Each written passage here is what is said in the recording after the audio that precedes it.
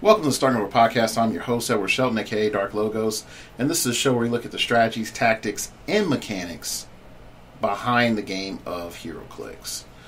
So, yeah, today's episode is going to be a little bit of a mixed bag, mainly because I'm getting stuff wrapped up so I can go to Worlds here next week.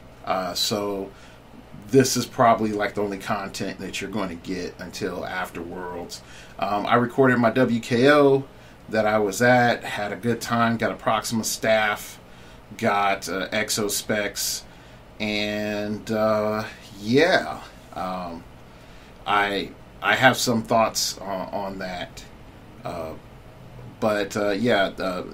It was good. I got it recorded, and so what's going to end up happening is that when I get some more time, preferably after all this, I'll have the video from the WKO plus the video from Worlds, and it'll be Ultra Darklogos Adventure Time, all up in this piece for you, remixing for all the people out there in the cosmos. So that's what's coming. Today's episode, I'm going to call it Attack of the Thrones. Attack of the Thrones. And the main reason I want to call it that is I've had my share of drama from this whole power listing thing. And I guess what I thought was sort of light joking fun has turned into all-out war on things, to the point where I guess I would say in the heroclix community, I've metamorphosized into the heel. I am Darklogos the heel, and it's that moment that The Rock stands up on that podium. I mean, stands up on not the podium, stands up in the ring, and he just looks down the audience as they're booing him, and he just gives that legendary speech, like, you jabronis need to shut up, and can you smell what The Rock is cooking? And I think I've hit that point. Maybe I'll go face again after the end season credits, and we'll see what happens. But there are a couple of things that I want to make clear about some of my perspectives that's been said in the Clicked Off thread. And I know some folks will be like, man, right when we thought this dumpster fire was getting the last bit of sparks, Darklogos comes in with 1,000 gallons of gasoline and goes, poof, lets the flames of the Phoenix burn this sucker. But yeah, I guess I've turned heel right now, because some simple things are controversial. And I know some people say like they don't like the ranking stuff, and hear me out. You'll like what I'm about to say, because what I'm about to say is going to help you become better as a player. Like everybody that's listening. There was a point in time in which I thought I was a really bad player. Like, it was a couple of weeks after I started. I had determination, but I thought I was a really bad player, and that this game was cheap. Mainly because I didn't understand it, but I thought this game was cheap. Once I expanded from one venue to two venues to three venues, my average 4 venues. I think 4 venues? I think I did up to 4 venues when I first really got into this game. So, like, my Friday, Saturday, and Sunday was occupied. Yeah. Friday, Saturday, Sunday, and my Wednesday was occupied playing heroclix. My mom was like, yo, this boy's out the house. He's doing stuff and he's making friends. I like this, and they're not gangsters. But my mom was never afraid of me being with gangster people. I've never been that guy, as you could tell by my suave demeanor and my enunciation of words. So there you go. But in that traveling, I was having fun. And I got beat a lot. And I learned a lot. And when I finally won my first tournament, it was a great achievement that I hadn't felt since I did competitive public speaking. It gave me, I wouldn't say so much a purpose, but it gave me a focus for a lot of frustration that I was feeling about life at the time. Okay? Fast forward, you got grad school. I meet some more friends. We're playing at the local store, and I just got tired of being on the same level that I was at. I go talk to some people, on HC Realms. I start getting some advice, start getting better. I get mentored by these two cats who I can't even remember their names. And they tell me, they're giving me help on my build, and they're like, no. Don't play that. Play this other thing. It does the same thing and it's cheaper. And I was like, oh, okay, cool. And then they'll say, like, don't do this. Do this because this combos with that. You need this feat on this figure. This is why. Okay? So I was wax on, wax off Danielson. Okay? I was wax on, wax off Danielson. I was under the tutelage of two masters, okay? And at that time, they were like the freaking Jedi Council to me. I was like, hey, are y'all on the Discord? I would like to learn the ways of the Force from you, okay? And I had to learn how to submit myself to harsh criticisms about how I viewed the game. Now, I could have told them, go suck a pickle any point in time and got butthurt about stuff that I said. I mean, butthurt about stuff that they said. But I chose to understand that they were speaking from a point of experience and also speaking from a point that benefits me. And it sort of goes back to, when I was giving you that story, it's like everybody that craps on you is not your enemy. It was one of those things.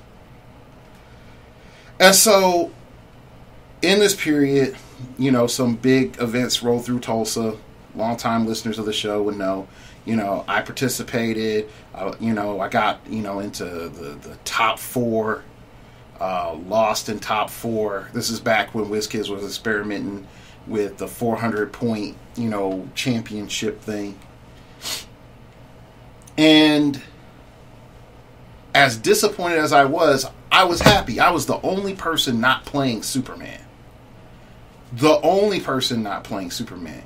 I would think I had Ghost Rider, Blink, Desperio. Desperio. The one-eyed freaking shark fin dude. And whatever else. No, actually it was like Clarissa, whatever her name is. It wasn't even, it was the LE Blink. Okay? One of the Ghost Riders and something else. So like I was riding high. I think I may have had Rookie Paramedic or DEO agent or something like that. I don't know. Everybody had it at the time, so it just sort of bleeds in. And I took on tons of teams that, at the time folks said I shouldn't have beat. But I had a mindset and I had a look at the game that was completely different to how most people were looking at the game. And so I took my hustle, up from, 50 to 75. And again, I'm in school and I'm out there playing heroclix like 3 times a week. And I'm going to places, Wizards Asylum at the time, where I'm just getting waxed. And they have like a high tier 3 judge there at the time. And he knew Brother Magneto. He actually got Brother Magneto his his job. And for those who remember Brother Magneto, props to you. Props to you. But I played against players that constantly dominated me.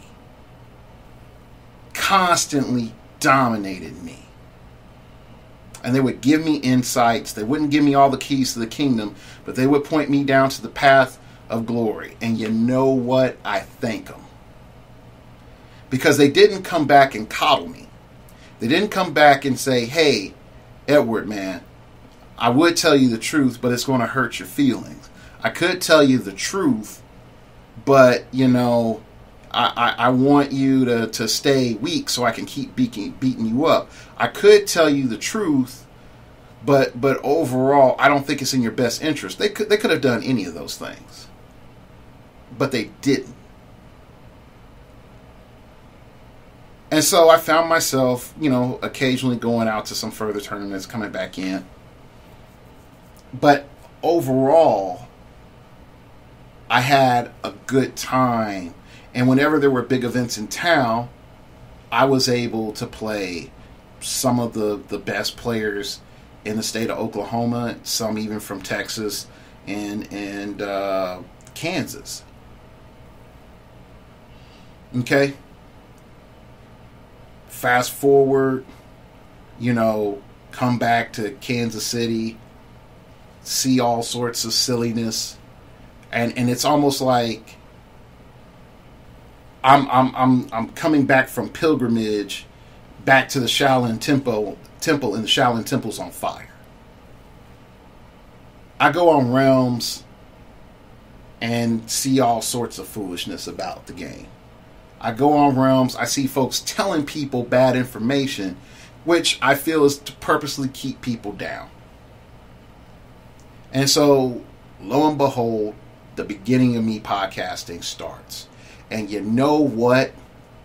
It wasn't all that good.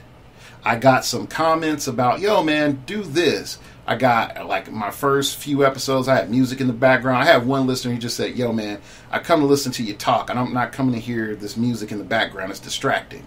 You probably want to gut that. That's why you don't hear music tracks in you know, the show. I've had people in the history of me doing this podcast tell me that I suck and that I'm what's bad about the game, that I'm creating a toxic environment, that I am, you know, one of the reasons why this game is dying because of the dirty meta players. I have heard crap, sons. I have heard crap that I guess it would make some folks like crumble today. But I'm here. The game didn't end. The sky didn't fall. I didn't die. Everybody is, you know, is still around. But I'm stronger. I'm way stronger. And so, if you're on the list and you're like, I should have been higher, forget it. Go out there and punch more people in the throat. Just do it. In a gameplay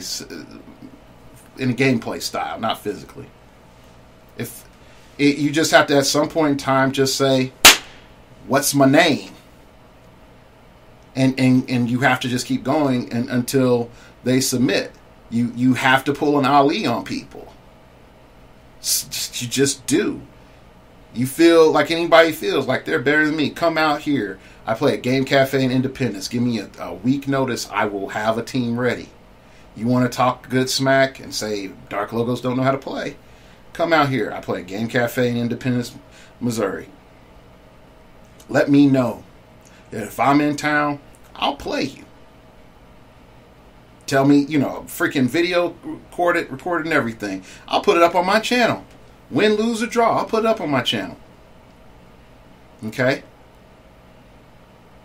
If folks, if you're like, hey, I should have been on that magical list, then somebody needs to know who the hell your name is. If it hurts you so much. If it does. But again, what does this recognition really mean? Does it mean that you've arrived? If that's all you want, I'm sorry, sir, you're too weak to even be on that list. But if you're like, hey, struggle bus out here, it hurts. I can't be there. Please remember me. Please think about me. You know, we got some stuff out here. And I'll say it like this. Definitely with all my drama about the Pacific Northwest things. It's again, I put it in the thread. It goes like this. I work a crappy job. I don't get paid a lot. I get paid enough to enjoy this game. For those who have been with me for a couple of years, you know about the Target days.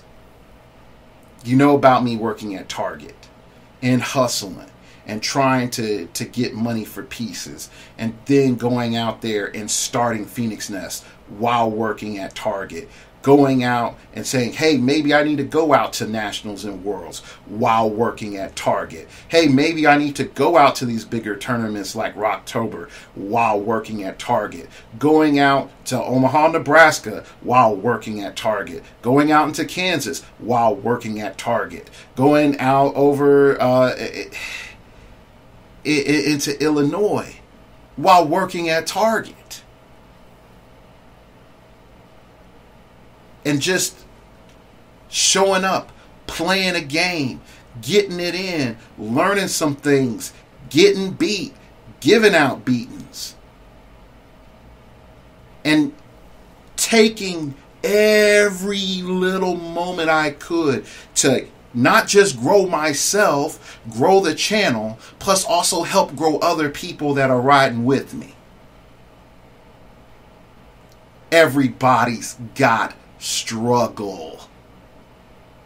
Oh, it's easier out here. You got events you can drive to. I don't care. You can easily organize events.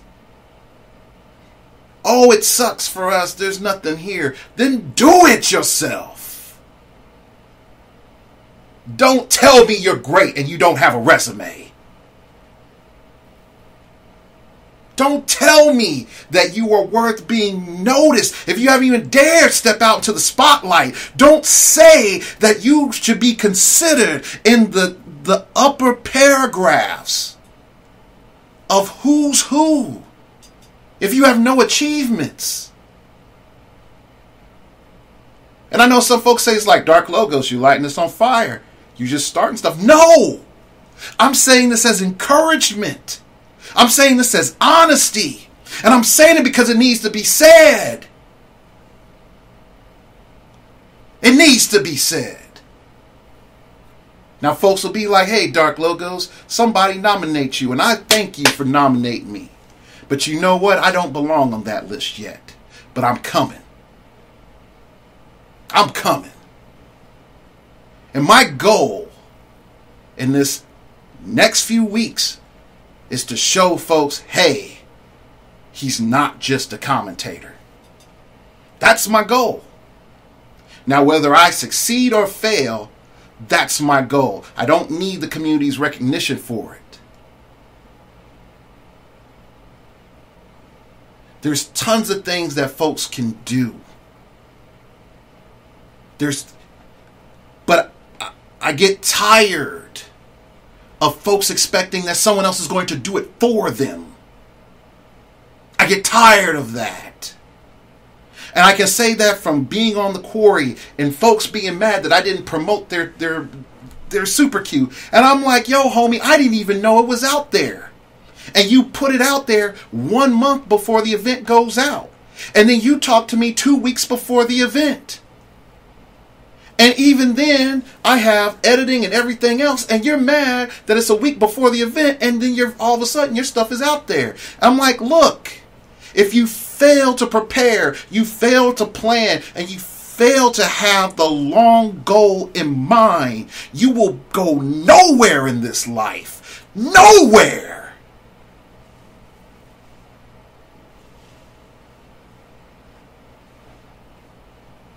And I want that to sink in.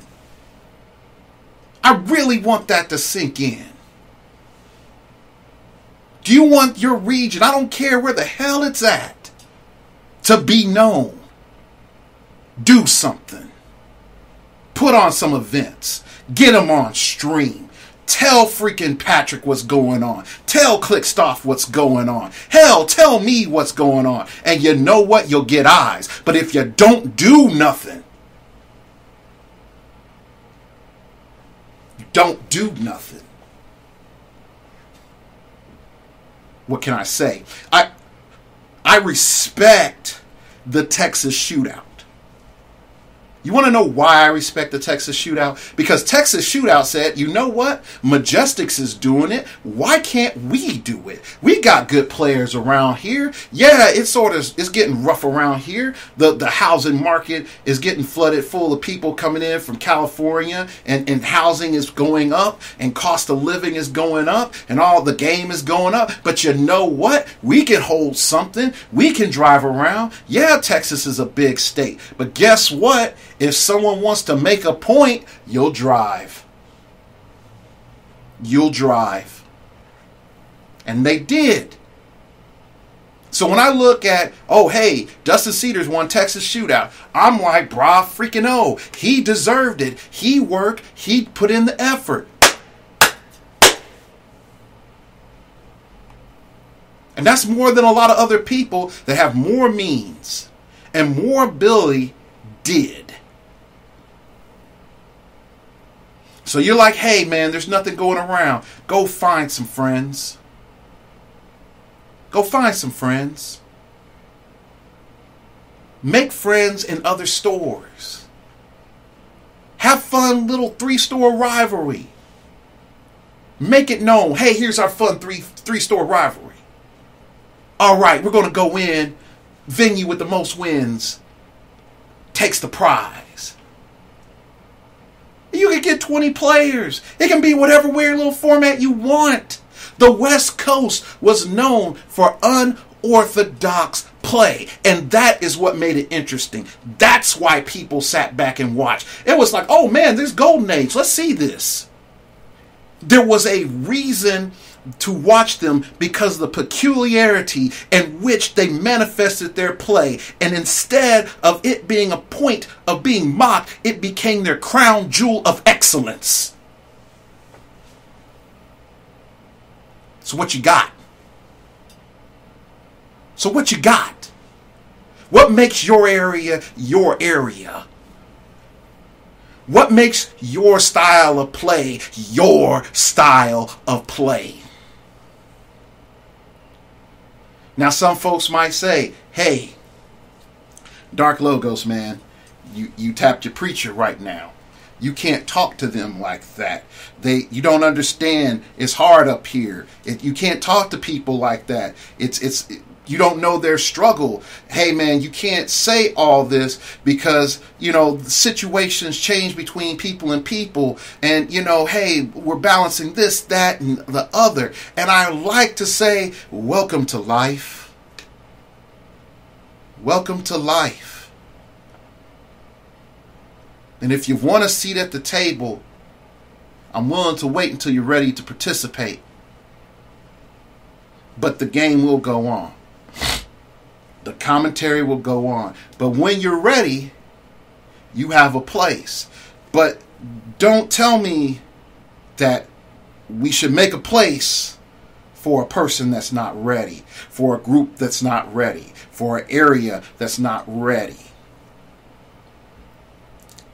And I look at Brazil. And I look at the amount of organization that goes on. They will bend heaven and earth, space and time to get a freaking big event out. I will look at what goes on in Europe and some of the various different groups and listening to some of the chats.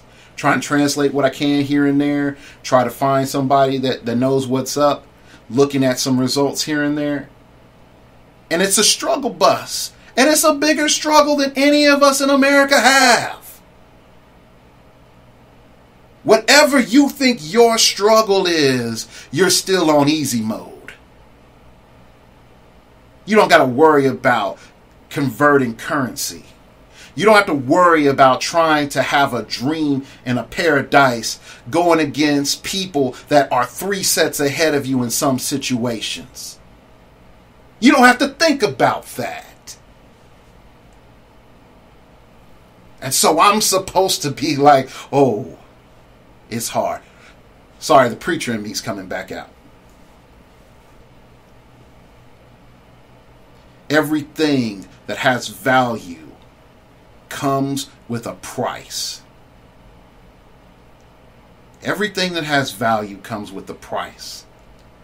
Humanity does not value anything that is cheap until it becomes rare.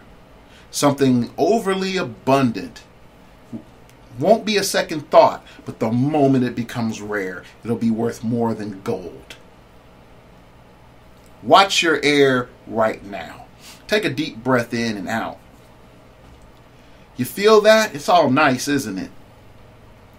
Now imagine it's covering smog. Now imagine there's toxins everywhere and you can't get a solid breath. Imagine that because of this prolonged toxicity, you have some form of complicated asthma and bronchitis. Now imagine that you live in one of the most industrialized parts of your country and you barely make a living. Imagine that your only respite that you can get is to go to some bar and put on an air mask to breathe.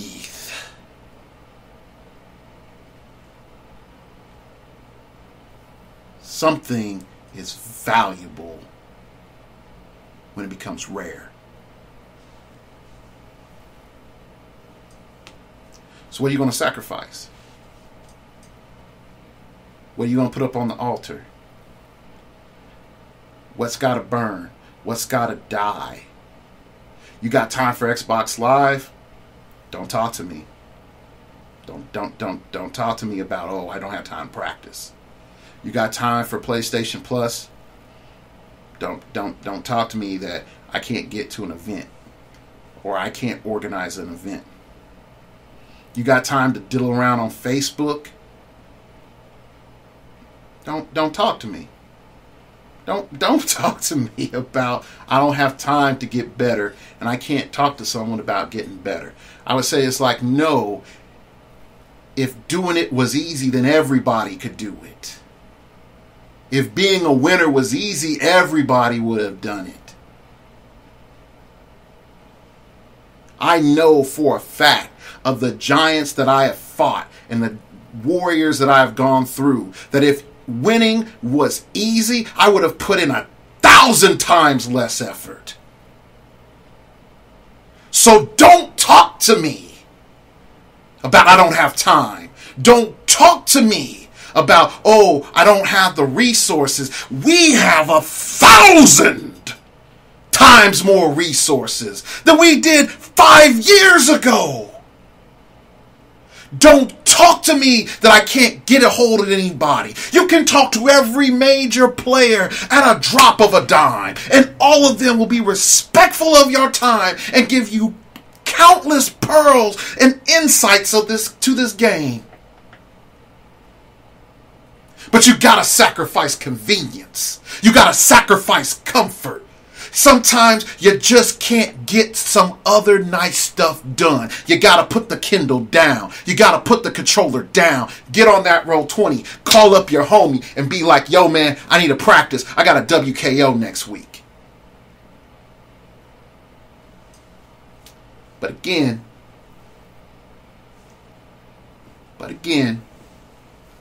folks can say, hey, Edward, you don't know their struggle. You not them. What gives you the right to say?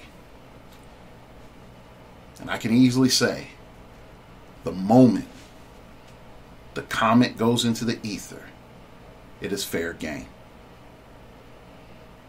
I've been roasted for less. So Del Fuego right now is nothing. So if you want to do something, Pacific Northwest, I am probably your greatest friend right now because I will help you. You want to help get a cool idea of some events, I'll help you. If you want to hire me as a commentator, I'll do it. If you have some cool videos stored up where you want me to do some, voiceover and sync up the videos, I'll do it. Because I believe that if there's something worth learning, even if it's a minor nugget, that I'll invest the time. But here's the thing. I do not invest in people who will not invest in themselves. I don't care about the state of your show. Get it back. I don't care about the state of your community. Get it up. If you want to prove that you're a great community, and this goes for anybody, get your stuff in order and step correct. Because nobody has to listen. Get a bit of country back in me. No one has to listen. Everyone can go in their echo chamber now. And without the right people, nobody knows you exist. Nobody knows you exist without the right people. It goes for everything. And with the way this game is going, it's becoming more insular. It's becoming more separated. We're really not coming together. Guess what? This is the time of tribes, and you better have yours rolling correct. No matter where you at. Let's look at the state of the game. Okay, Rocktober's influence is going to decrease because they merged with WizKids. Real talk, Howard's my friend. I respect him. I do not like some of the ways that The Rock is going. I've listened to a lot of interviews, mainly because I thought The Rock's main focus should be money. If he has his integrity and that's more important than the money, I respect him more for that. But that is him as a person versus the direction of the organization. But I won't say like Howard Brock's a bad person. No, I love Howard Brock. He's a great guy. So The Rock will be its own function, mainly getting dominance in the Midwest and the South. Then you're going to have whatever's going on up with WizKids store and all their hubbub, the Pusheen guys and all that cool stuff up in the Northeast. Pacific Northwest, take my advice, get some stuff together. Then you're going to be a circuit. Then you have Majestics. Then you have the Texas Shootout. All you're doing is waiting for something to happen up in Illinois and Indiana.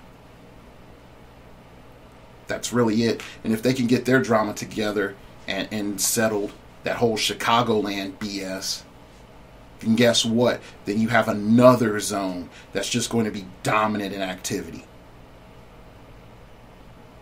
But here's the thing, they're going to be very insular.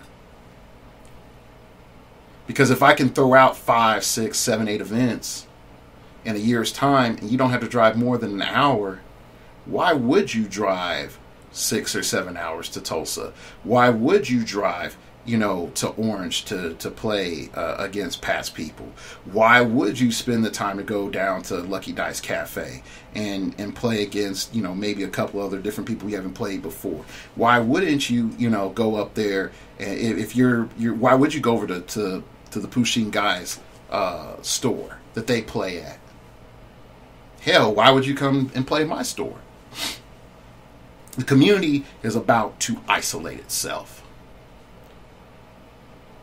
And they're going to have their voices. And what's going to be frustrating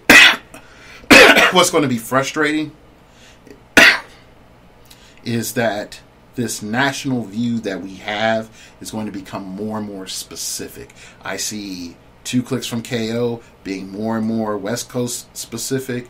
I see Clickstoff being more and more Midwest specific. And I that's just the way that I see it in Midwest down south. And that's not a slight on anybody. I could just sort of see the rhetoric. So here's the question. Whoever's on the come up. Who's your friend? Who's your friend? The ones that are going to be like, oh, that's nice, that's cool, and not listen to you? Or the one that actually will do something? How are you going to get your voice out there? And if traveling's hard, how are you going to get a title? Anybody can make their own throne, but that don't make you emperor. Real talk. Anybody can make their own throne. It does not mean that they're the emperor. For all that good smack anybody talks, you got to go through worlds. Oh, it's cold. Oh, it's inconvenient. Hell, I've said that. Still got to pay the price. Wherever they put worlds, guess what? You're going to have to go through. The one thing I like on the last episode of the Majestics podcast, and Paris's dad was on there, and he said something very simple. You know, there's that talk that someone always has about, you know, maybe there's someone in the Shaolin Temple that could be the best in the UFC, but we'll never know because he never left the Shaolin Temple. And I can say that firsthand. I've seen it. I've seen world caliber players never leave their little roost. I've seen world caliber players stuck in small ponds in which they've long since evaporated. There are puddles under their feet, but they stayed there because they like that little moisture that it gives periodically that satisfies and reinforces them. I've seen monsters inhabit dens that they're already being crushed by because they've grown so big, but they can't see the sight beyond. The comfort makes them weak. Comfort makes them delusional. The comfort makes them think that this is the best because this is the best I want to do. So they speak lies to themselves. Oh, it's too hard. The meta's BS. I don't want to spend that much money. But they'll waste money on other things just as frivolous.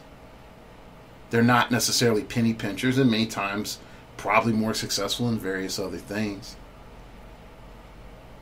But guess what? They could be world champions. But they never freaking stepped out the Shire. They could have been great. But as they say, you miss every shot you don't take. And the problem comes in is that pain and that discomfort is jarring. That shot to the ego that says, oh yeah, you suck. And having to encounter failure over and over and over and over and over again. Sometimes folks forget how many tournaments I've been to, how many top 8s I've had, how many top 4s I've had, how many final rounds I've had to lose over and over and over.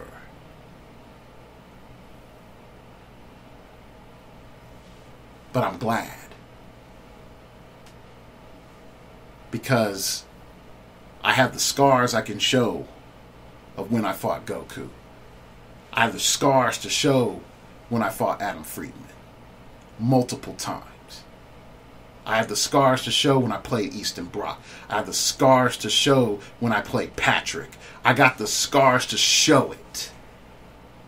I have the scars to show when I got out on the big scene, and the one that stopped me from progressing was George Masu. I got the scars to show it. And it's made me stronger. See, pain is the beginning of the transformation process when you're putting in that effort. And if you don't encounter pain, if you don't encounter resistance, you will not grow. You will stay in that form that you're in, and you will not develop anything. The muscle has to break down to become stronger. The weak ideas have to be crushed and pushed away to develop better methodologies. You have to go through the trial so that you can get the reward. And it's foolish for anyone out there to give rewards without trial. Because again, it makes reward cheap. And it devalues the entire thing.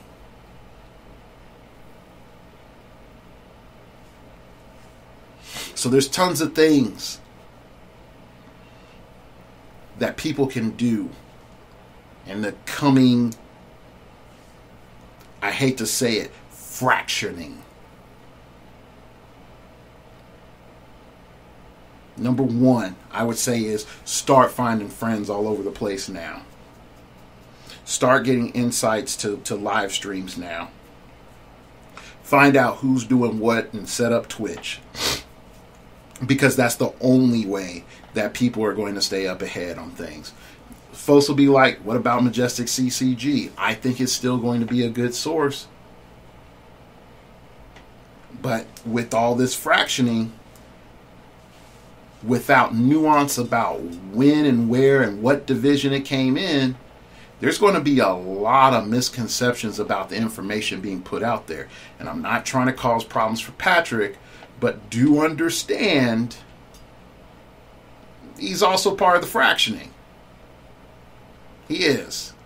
Whether good or bad, he's part of the fractioning.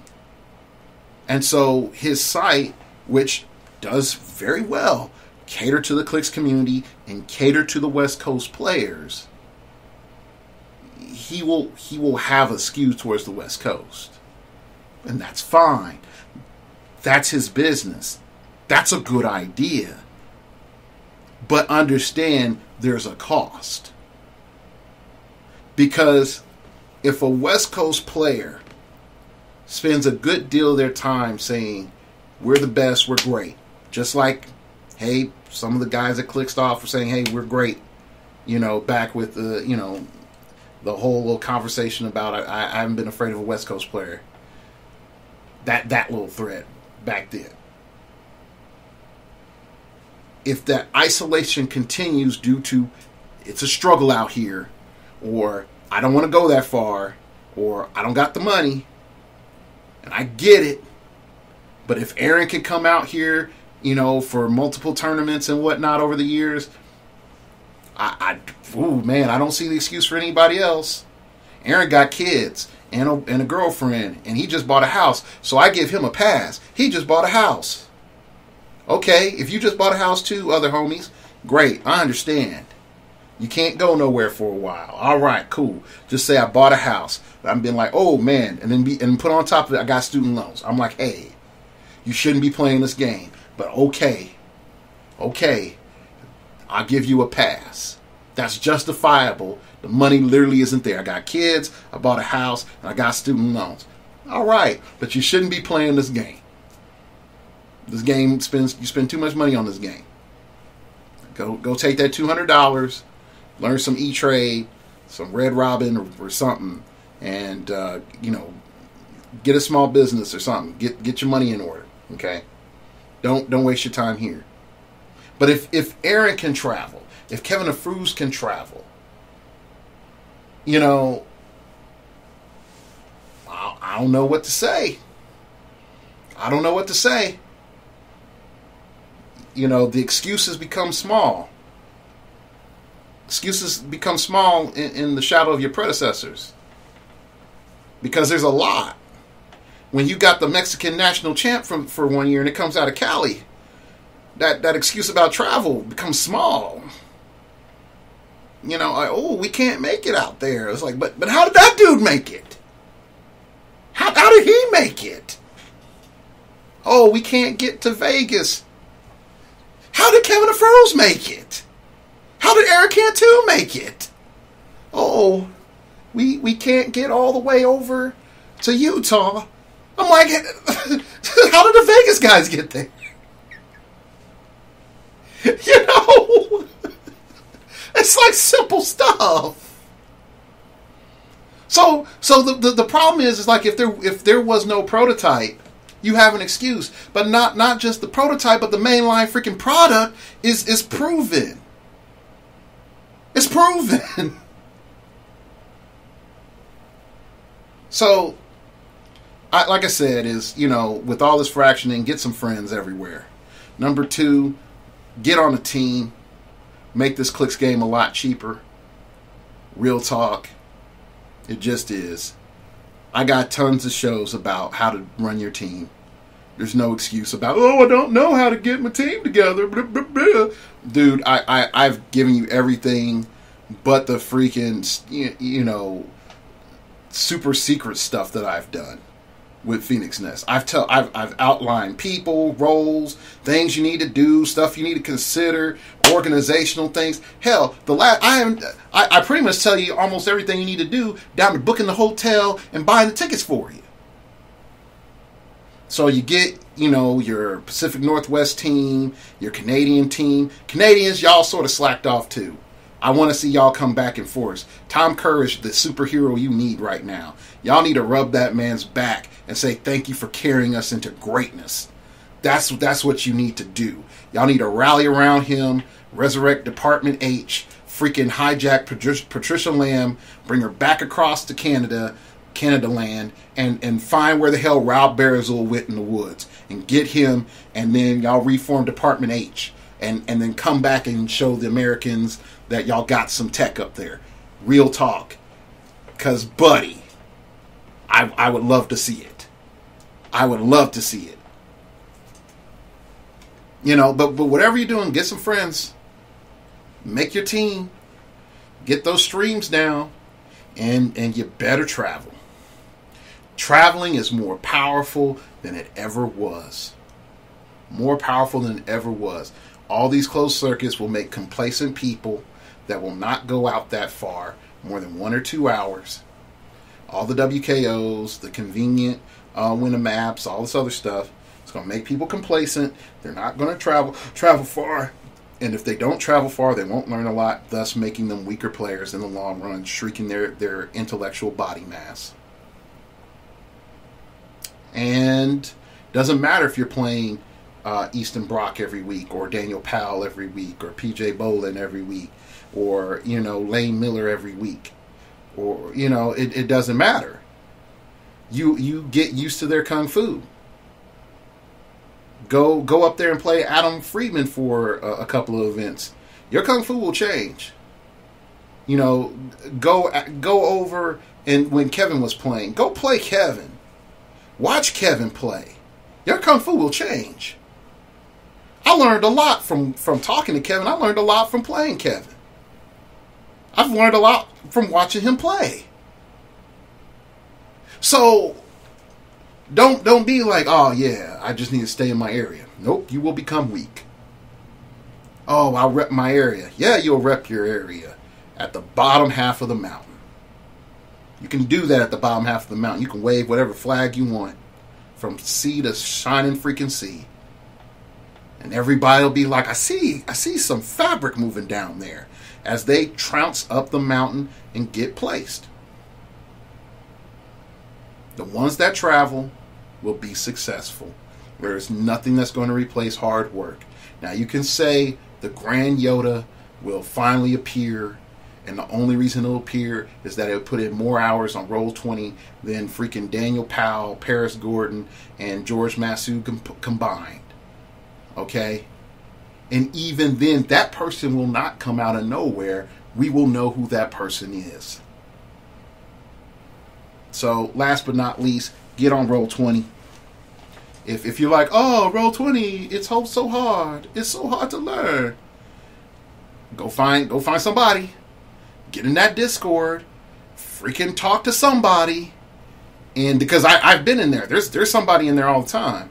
Talk to somebody and have them teach you how to use Roll20. It's not that hard. It's really not that hard. So yeah. I would definitely tell you, like, get up on that. And I know from my long-time listeners, you're going to be like, woo, we haven't heard this Darklogos since Target. We haven't heard this Darklogos since Target. What happened? What triggered the preacher to come back in force? And it realistically is this. I made the wrong assumption on a bunch of things. And I didn't take into account some advice I got from an old lady when I was working at the nursing home. For those people who remember that. And she said to me, Edward, everybody that is friendly to you are not your friends. And don't try to be friends with everybody that's friendly. And in context of what she was telling me at the time about me writing and me trying to be, hobnobbing with some musicians that I liked, she was right. But I never cross-applied that to some other parts of my life.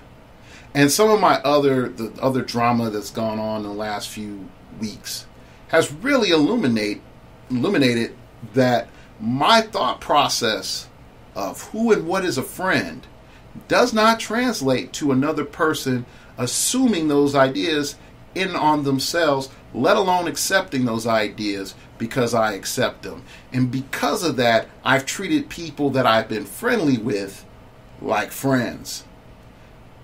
And because of that, it's caused a grave amount of misunderstanding. Because one thing I do value, if you couldn't tell from the show, is I value honesty. And I'd rather know that, hey, this is bad, and this is why it's bad, and you're not doing well right now, honestly, than to speak platitudes just not to offend. Because in the end, I'd rather face the truth and grow stronger than to be delusional and be pretty much the king who has no clothes. So my misunderstanding was that a lot of people I've been friendly with over the years were my friends. And I classify my friends as such. If I'm in trouble, I can call you. If I'm in emotional distress, I can speak to you. I can talk to you as an equal, and you can talk to me as the same. We are honest with each other, but we do not have to agree. But we hold no offense. We hold no offense and forgive.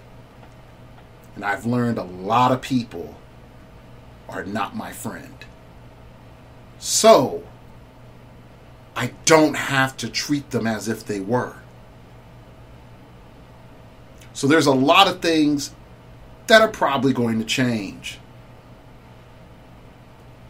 That doesn't mean I'm going to go out on an attack list, or I'm going to go start throwing shade out there or copying, messages from years ago and be like, ha-ha, gotcha. But I am changing how I'm dealing with things. Juggernaut Bros, we're cool. Tulsa Bros, we're cool. Clicksmen, we're cool. Just letting y'all know, we're cool. But there's a point now.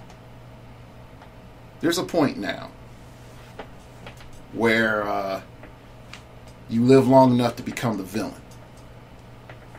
So I guess this is the part where Darklogos turns heel. So we'll see at Worlds. Because I got enough stuff to do. I got some practices to get in. Because I got some Staros to crush. Or they'll crush me. But either way, no one's going to be like, Darklogos went down like a pump. So, that's today's show. I'd like to thank you all for listening. If you like to pass the tithe plate around, I'll accept your tithe and offering. I haven't gotten to preach like that in a while. Yeah. Doors of the church are open. In comes my my Twitter. It came from outer space and told me that the conquerors from planet Gublock, before they do their final siege, they blow up their warp portal, only to reforge a new one on the world they conquered. You can always find out when the new show is up on my Twitter, mainly because YouTube does not like YouTubers. So you can hit the subscribe button and the like button, the bells, all the other stuff, put in the comments. Really doesn't matter. YouTube will bounce me for PewDiePie or something. So go ahead, follow me on Twitter, and then whenever I put up a new show, immediately you'll be able to find out. Twitter likes me, so go follow me on Twitter. You can email me at startingoverpodcast@gmail.com. That's startingoverpodcast@gmail.com. If you wish to opine, keep it piffy, keep it interesting, keep it awesome, baby. Let's do something different. Email me, what do you think is the best quality to having a friend? Just being cool. We're going to end this on a more positive note.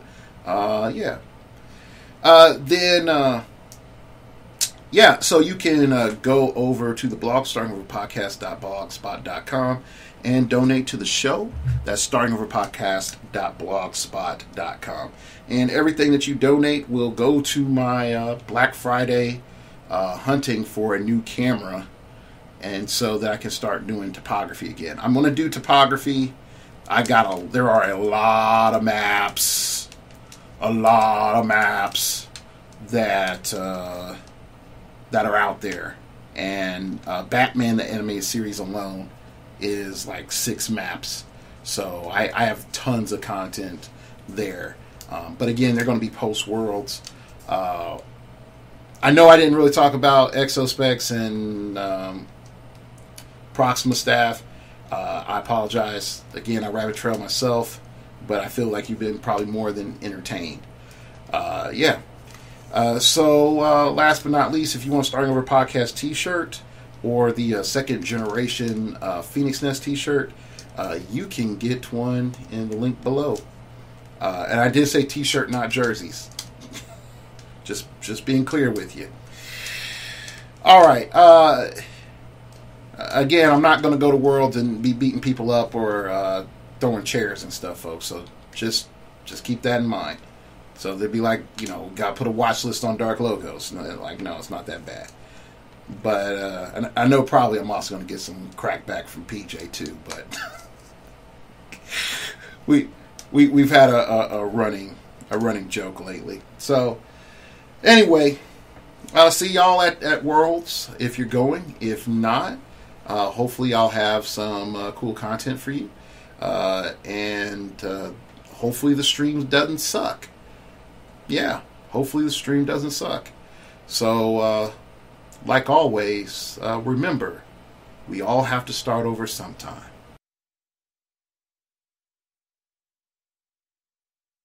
I got 3 words. Die, Rocky, die. That's the gratitude I get from you pieces of crap for all my blood, my sweat, and my tears. Hey, this isn't about the color of my skin. This is about respect. I became the youngest Intercontinental Champion in WWF history. And what did it get me? In arenas across the country, I heard chants of Rocky sucks.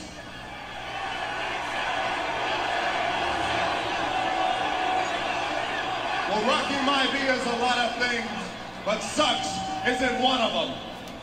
Hey, that's not a black thing. It's not a white thing. And hey, let's talk about a racist faction. You want to talk about a group that's prejudiced? Let's talk about the DOA. The DOA epitomizes racism. But hey, you know what? The hell with the DOA. I want to make one point to all you jackass fans out there. Rocky Maivia and the new nation of domination lives, breathes, and dies respect. And we will earn respect by any means.